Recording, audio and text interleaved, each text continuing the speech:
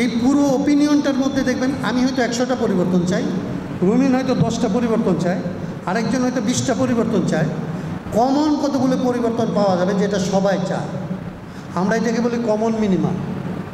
যে অন্তত কমন মিনিমামটা কত দ্রুত পরিবর্তন করে ফেলতে পারে সেইটার একটা রূপরেখা তৈরি করেন, এবং সেটা তৈরি করে কোন পথে মানে সবাই এটা করতে চায় সেইটা নিয়ে আবার কথা বলে এটা করেন। আর যদি তর্কটাকে আমি ধরেন দার্শনিক জায়গায় নেই, তাহলে বাংলাদেশের জাতীয়তাবাদ টিকবে বাঙালি জাতীয়তাবাদ নাকি বাংলাদেশি জাতীয়তাবাদ? বিসমিল্লাহ কি সংবিধানের উপরে থাকবে নাকি আসলে থাকবে না? 2-এর ক কি থাকবে নাকি আসলে 8 থাকবে?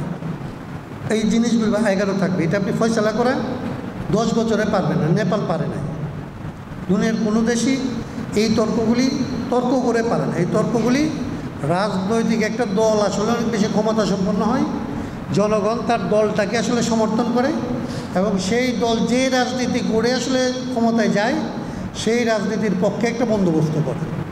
এইটা বাংলাদেশে যেহেতু এই অভ্যুত্থানে আপনারা এককভাবে এটা নিতে পারেন নাই, আমার অংশ ছিল, রুমিনের দলের অংশ ছিল, আপারা দল করে না তাদের অংশ ছিল, তার মানে সকল মানুষের মধ্যে থেকে একটা কমন মিনিমামটা করে আপনাকে এটা সংশোধনের একটা সমাধানের জায়গায় যাইতে হবে। সেইটা করলে সবাইকে অন্তর্ভুক্ত করা সম্ভব। আপনার কিছু জায়গা আছে অনেক তর্ক আছে, সে তর্ক আপনি ফিলোসফিক্যালি সলভ করতে পারবেন, আর কিছু জায়গা আছে আপনার ভোগান্তি একরকম, তর্কটা কম হবে। আমরা বলি সংস্কারের কথা বলি যে এইরকম জায়গাগুলি যেগুলিতে হচ্ছে তর্ক কম, ভোগান্তি বেশি। ধরেন বাংলাদেশে একটা সুষ্ঠু নির্বাচনী ব্যবস্থা লাগবে, এটা নিয়ে আসলে কেউ তর্ক করবে বলে আমার মনে হয় না, আওয়ামী লীগও করবে না।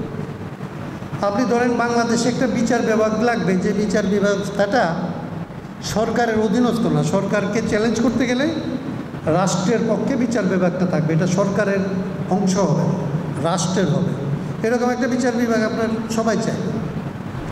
আপনি ধরেন টাকা পয়সা পাচার হয়, এইটা পাচার বন্ধ করতে হবে এবং বিনিয়োগটা বাংলাদেশে যাতে হয়, অর্থনৈতিক আইনটা এই যে বৈষম্য কমানোর জন্যে আপনি যদি জনগণের বড় অংশটার শ্রেণী স্বার্থ দেখতে চান তাইলে আপনার এগুলি করতে হবে। এটা নিয়ে খুব তর্ক করবেন, অন্তত পাচার বন্ধ করতে হবে, এটা নিয়ে তর্ক হবে, কয়েকটা মাফিয়া গ্রুপ করতে পারে। তো ওই রকম আমরা বলি যে যেই সমস্ত জায়গায় তর্কটা কম হবে সেই রকম জায়গাগুলির মধ্যে ঐকমত্য করার জন্য আপনি একটা ব্যবস্থা করতে পারেন।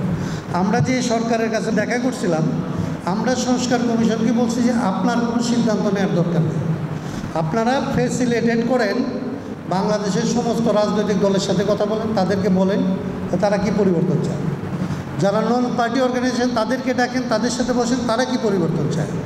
জাতি, ধর্ম, গোষ্ঠী, এরকম লিঙ্গ, বিভিন্ন পরিচয়ের যারা আছে তাদের কাছ থেকে নেন। আপনারা কিছু এক্সপার্টদের কাছে যান, রুমিনের মতো লোক আছে যারা ধরেন সংবিধান বোঝে, ঠিক আছে, তাদের ওপিনিয়ন